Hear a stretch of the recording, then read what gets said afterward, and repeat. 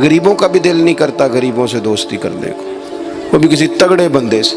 غریب 3-4 غریب مل کے ایک غریب کی مدد کرنے شروع کرے نا تھوڑی تھوڑی، تو ہمیں وزیروں، مشیروں، MP، MN کی ضرورت ہی نہ رہے۔ امام حسین گزر رہے تھے، امام زین العابدین فرماتے ہیں کچھ لوگ زمین پہ بیٹھ کے روٹی کھا رہے تھے، تو انہوں نے امام صاحب سے کہا حضور آ جائیں، تو امام صاحب گھوڑے سے اترے، زمین پہ بیٹھ گئے، اور جب ان کے ساتھ روٹی کھائی تھوڑی سی، امام علی مقام اٹھنے لگے تو کہنے لگے حضور اور کھائیں، فرمانے لگے قسم بخدا ابھی کھا کے آیا تھا، اور کبھی روٹی کھا کے میں نے فوری طور پہ دوبارہ نہیں کھایا، بیٹھ اس لیے گیا ہوں کہ تمہارا دل نہ ٹوٹ جائے، دل بدستاور کے حج اکبر است۔ عزیز دوستو، غریب پروری، بہادری، اور سب سے بڑی بات یہ کہ قناعت پسندی، تھوڑے پہ گزارا۔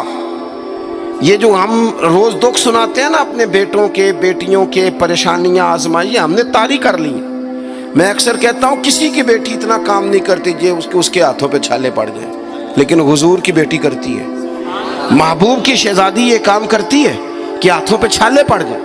نبی پاک صلی اللہ تعالیٰ علیہ وسلم کی شہزادی یہ کام کرتی تھی، ڈیوٹی کرتی تھی ذمہ داری سے۔ اور کنز المال میں وہ چمکتے دمکتے لفظ حدیث کے موجود ہیں کہ اونٹ کے بالوں کی بنی ہوئی چادر اوڑھ کے سیدہ فاطمہ چکی پیس رہی، محبوب نے دیکھا، آنکھوں میں آنسو بھی آئے، پتہ فرمایا کیا؟ فرمایا فاطمہ بیٹا دنیا میں تھوڑی سی تکلیف برداشت کر، آخرت کی ساری عزتیں اللہ تجھے ہی عطا فرمائے گا۔ اپنے گھروں کے اندر یہ خوبصورت ماحول لائیں۔ اور پھر سب سے بڑی بات یہ تھی کہ ان کا جو رشتہ تھا نا مصلی کے ساتھ۔ سبحان اللہ۔ یہ اذان کس کی ہے؟ اذان ایک کا ہی جواب دینا ضروری ہوتا ہے جی، زیادہ اذانیں ہو رہی ہیں نا تو ایک کا ہی جواب دیا جاتا ہے، آپ توجہ کریں میری بات پر۔ عزیز دوستو، نبی پاک صلی اللہ علیہ وسلم بڑی تگڑی ہے۔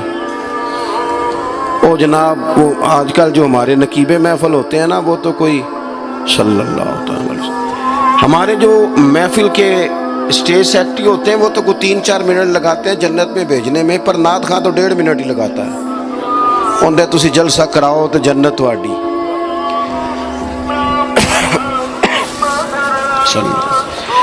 یاد رکھیں کہ نسبت کی مضبوطی ایک بڑی عظمت ہے، اللہ والوں کی نسبت بڑی چیز ہے، اور خدا دے یہ دولت تو یہ بڑی چیز ہے، یہ بڑی چیز ہے۔ یاد رکھ لے میرے عزیز کہ جب آپ کا رشتہ اگر نسبت تگڑی ہے تو عبادت کرنے سے تو اور تگڑی ہو جائے گی، مصلی پہ بیٹھنے سے تو اور مضبوط ہو جائے گی۔ آپ نبی پاک علیہ السلام کے گھرانے کا ترک دیکھیں تو وہ عبادت سے بڑا ان لوگوں کا شغف ہے، اللہ اللہ کرنے سے بڑا ذوق ہے۔ ہم نا پہلے بھی کمزوریاں کافی تھی، پر جب سے موبائل آیا نا، یہ موبائل تسبیح کی جگہ پہ آیا ہے، ہاتھوں میں تسبیح ہوتی تھی جہاں موبائل آئے۔ مصلی کی عبادت، ریاضت کمزور کر لی ہم نے۔ رسول پاک صلی اللہ علیہ وسلم کا اپنا طریقہ یہ تھا کہ حضرت عائشہ صدیقہ رضی اللہ تعالیٰ عنہ فرماتی ہیں کہ حضور نے ساری رات نماز پڑھی اور قدم شریف میں ورم آ گیا۔ کبھی آیا ہمارے پہ پیروں میں ورم عبادت کر کے؟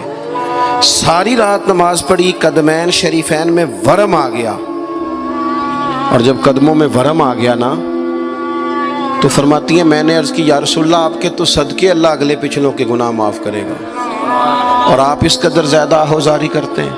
تو نبی پاک علیہ السلام نے فرمایا عائشہ تم نے کہا ہے نا اللہ میرے اوپر بڑا مہربان ہے، اللہ بڑا کریم ہے، اس نے مجھے رسولوں کا امام بنایا ہے، اپنا محبوب بنایا ہے، تم ہی کہہ رہی ہو نا یا رسول اللہ؟ ہاں۔ تو فرمایا پھر میں اپنے رب کا شکر گزار بندہ نہ بنوں؟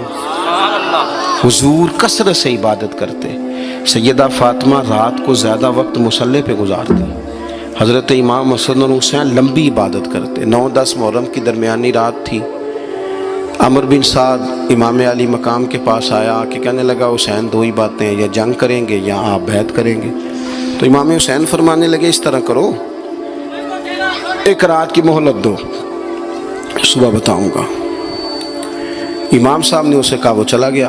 حضرت عباس بن علی، یہ حضرت علی کے صاحبزادے ہیں، میدان کربلا میں حضرت مولا علی کے 4 اور بیٹے بھی شہید ہوئے، ایک حضرت عباس، ایک حضرت ابو بکر بن علی، ایک حضرت عمر بن علی، ایک حضرت عثمان بن علی. یہ نام دیکھو کیسے شاندار. اور یہ نام حضرت علی نے نام رکھے اپنے یاروں کے نام پہ ہم نام رکھے. خلفائے ثلاثہ سے عقیدت بتاتی ہے ان کی کتنی.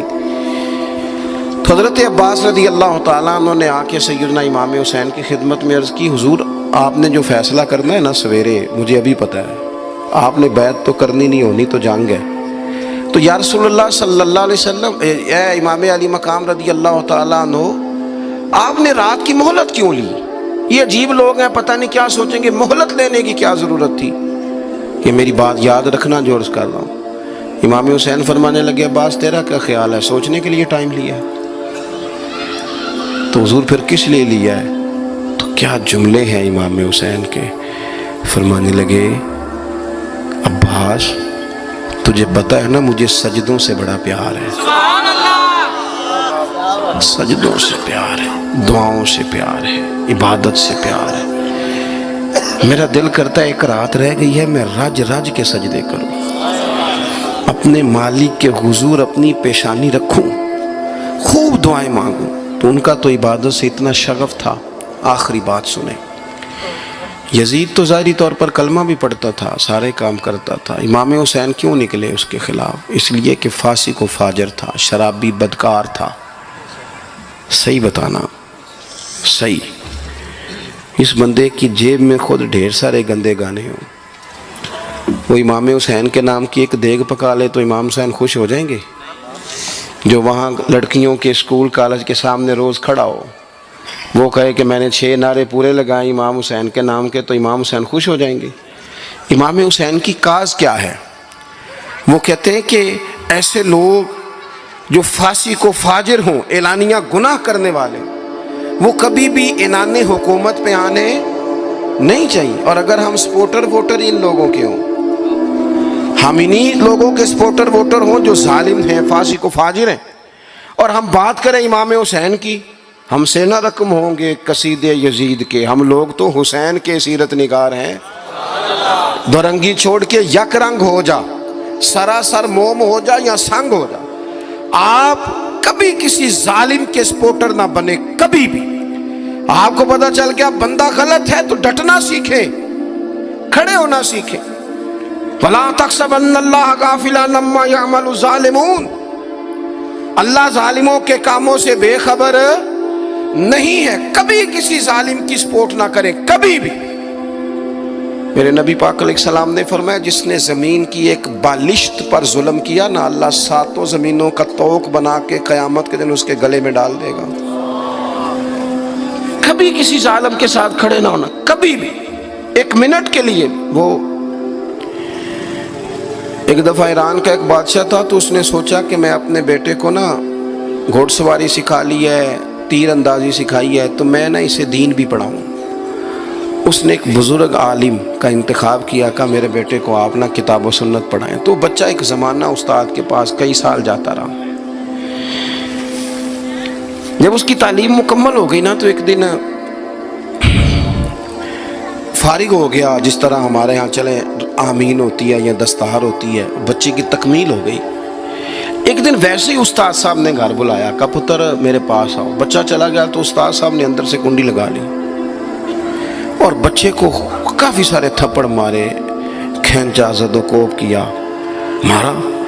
بچے نے گھر آ کے والد کو شکایت لگائی تو والد کہنے لگے، پتر تیرے استاد عالم فاضل بندے ہیں، ایسے بلا وجہ مارا، میری سمجھ میں نہیں آتا. ماں کو کہا تو اماں کہنے لگی، پتر تیرا باپ کہتا تو ٹھیک ہے، چلو حالات بدل گئے، زمانہ بیت گیا، وہ بادشاہ فوت ہو گیا، یہ بیٹا تخت پہ بیٹھا. اب وہ درد نہیں جاتا تھا اندر سے کہ استاد نے زیادتی کی میرے ساتھ. اس نے پہلا حکم یہ جاری کیا کہ میرے استاد کو بلاؤ.